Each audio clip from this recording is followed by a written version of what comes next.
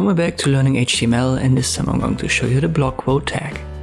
It's another tag that's used for quotation, but it's different from the quote tag as you have a specific attribute for it and it gives you a different formatting. Here's the usual quote tag. I've kept it here, this Oscar Wilde quote. And below I'll add a paragraph, and inside I want to nest my block quote.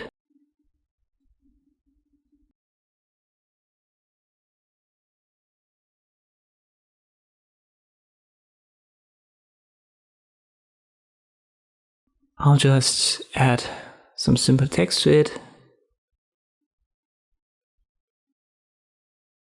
So we've got a block quote nested in a paragraph, just like above. We have a quote nested in a paragraph. But if I refresh the browser, it now looks completely different. So we have by default not just indentation, but also a line break that's given to the block quote.